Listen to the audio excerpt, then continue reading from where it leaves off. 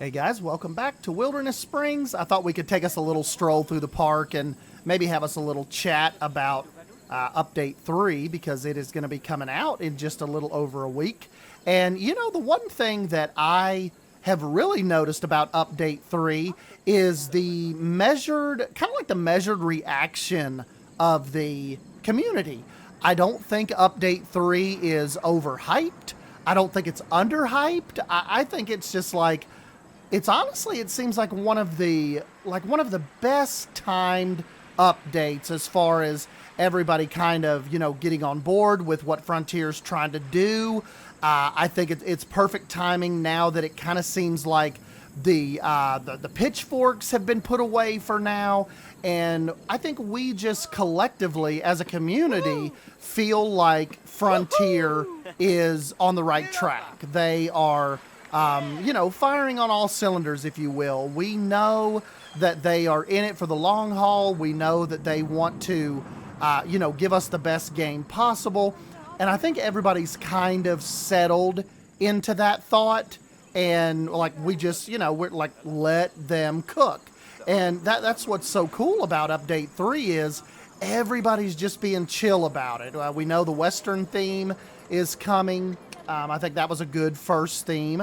I know a lot of people are kind of wanting to see, the Pirate Pack and Spooky and Fairy Tale. Everybody obviously wants to see those come as well. But you have to remember that the Western Pack is a very, very versatile pack. There's a lot of pieces in it that I think we are going to use in a lot of our existing builds, new builds. It is, I don't think by any means a little throwaway pack you're never going to touch. I think it is going to be one that you will highly, highly use. And, just as far as Update 3 goes and the shift in communication from Frontier, kind of, leaving behind the days of complete silence until once every 3 months, when a new pack comes out and then they kind of go back into their little cave and we don't really hear from them again for another 90 days. Because you have to figure somebody pointed out on Twitter today that as soon as this drops, it's almost time to get ready for the new Frontier Unlocked for the end of March. So I think that was probably one of the best and just most consequential ideas that they've had as far as, getting information out to us.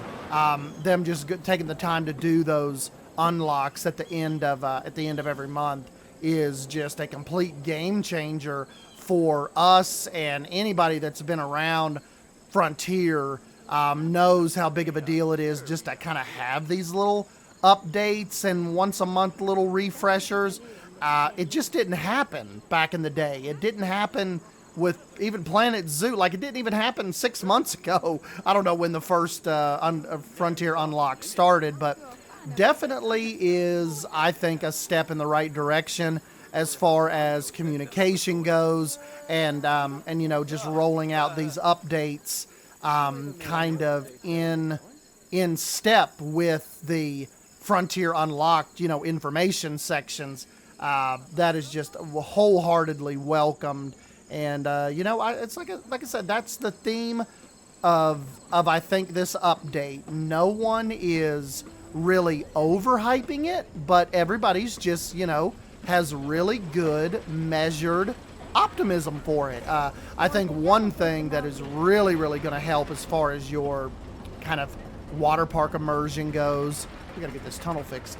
The deformation of the slides, just seeing the people seeing their rafts actually look like they're going down the slide and not just kind of on a bar, and really no realism to the movements, and now with that coming, I just think this is going to like I said, I think this update is going to absolutely knock it out of the park for us.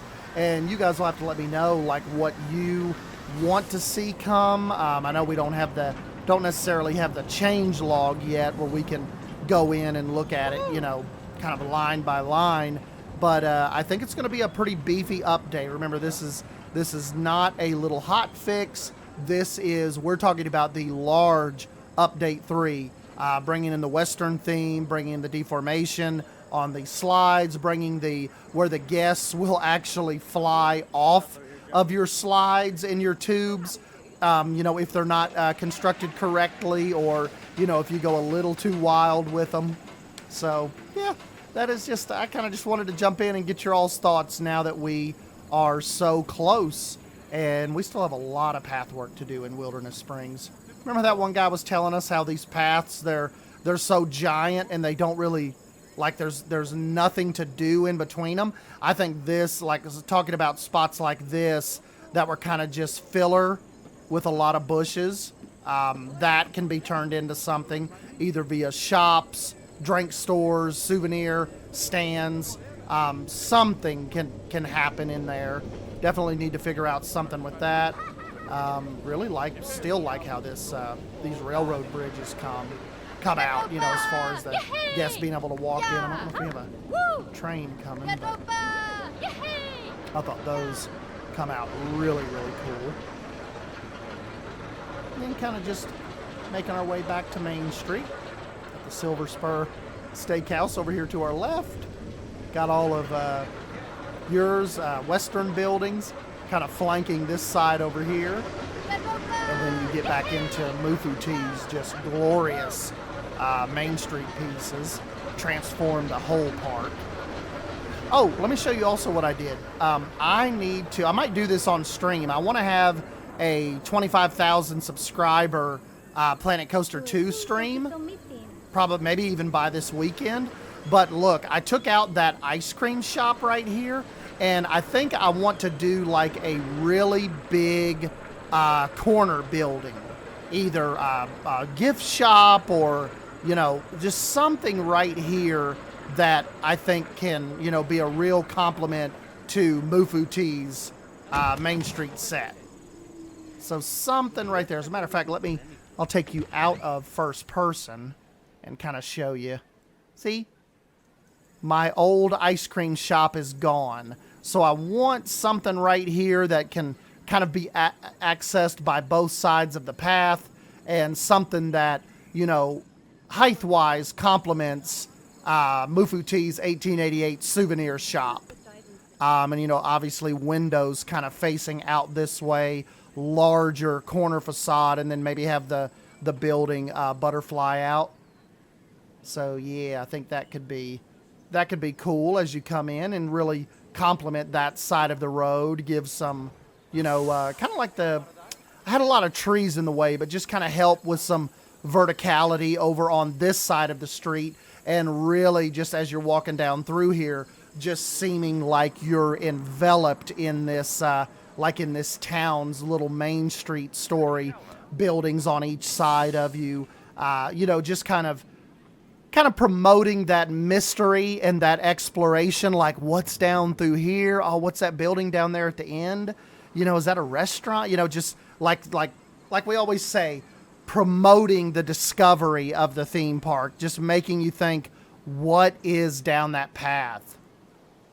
And, of course, when we get our hands on the Western pieces, just jumping in and, starting facades with all of those wooden pieces, and just, anything to help us with the storytelling and the detailing of these buildings. And the rides are one thing, and, I'm kind of lackluster on rides, but the storytelling, it really pops out with your theming. And, that's why I kind of tell you guys all the time, you could be the greatest ride builder in the world, but if there's no story behind the ride and no theming to really pull people in to that, to making them believe what you want them to believe, then the ride is kind of all for nothing. Like, you just have a big, I hate to say it, but you just got like a Six Flags type of park, where it's just like half day, spend a few hours, and then you're gone.